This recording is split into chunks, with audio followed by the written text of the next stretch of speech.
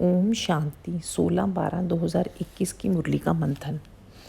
आज की प्यारी प्यारी मीठी मुरली में बाबा अपने प्यारे प्यारे मीठे सिकिलदे बच्चों को गुड मॉर्निंग कह रहे हैं। बाबा कहते आज गुरुवार है, सप्ताह में सबसे उत्तम दिन।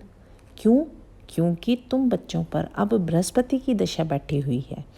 बृहस्पति बाबा फिर से हमको अपना बेहद सुख का वर्षा दे रहे हैं। 21 जन्मों के लिए स्वर्ग के मालिक बना रहे हैं।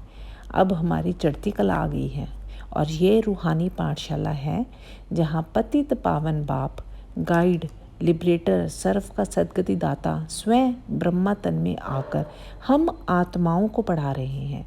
इस संगम पर ही सर्वशक्तिमान बाप अपनी शक्ति द्वारा अनेक धर्मों का विनाश कराए एक धर्म एक राज्य की स्थापना करने का काम कर रहे हैं।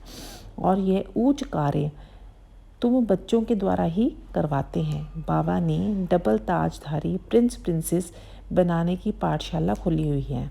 अब फिर पुरुषार्थ कर सतो प्रधान प्रिंस प्रिंसेस बनना है। 108 या 16,108 की माला में आना है, पर इसके लिए चलन बहुत अच्छी रखनी होगी। जो मन मना भव की संजीवनी बूटी बाबा देते हैं उसे श्वास श्वास याद रखना है। केवल मामेकम याद करने से ही विक्रम विनाश हो गई, ये बुद्धि में रखना है। पुरुषार्थ और योग बल से ही श्रेष्ठाचारी बनेंगे, ये हमेशा स्मृति दिमाग में रहे। चलन बड़ा रॉयल रखना है, सादगी का गहना पहनना है।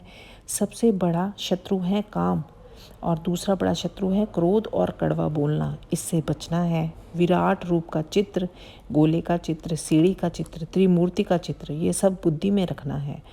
बाबा हमें महावीर महावीरनियाँ बनाने की कितनी युक्तियाँ बताते हैं और शिव शक्ति सेना बना रहे हैं जिससे हम मायाजीत बन सकते हैं। देह बांध तोड़ना है, रूहानी सेवादारी बन सर्विसेबल बच्चे बनना है और जो अच्छी रीति पढ़ी है उसको आगे भी पढ़ाना है और ऊंच पद तभी हम पा सकते हैं। अपने को आत्मा समझ बाप को याद करना है, छुई मुई नहीं बनना। सत्यता की शक्ति को धारण करने के लिए सहनशीलता का गहना पहनना है। श्रीमत है ही एक शिव बाबा की, तो श्रीमत पर चल स्वर्ग की बादशाही पानी है। और ये ज्ञान तो बिल्कुल सहज है, सिर्फ बाबा को याद करो और बादशाही लो। परंतु जिनके आने का पाठ नहीं है वह आकर फालतू के प्रश्न करेंगे। और ये एग्ज़ाम ही संगम पर पुरुषार्थ कर प्रिंस प्रिंसेस बनने का है, तो निश्चय बुद्धि बन इसमें पास होना है।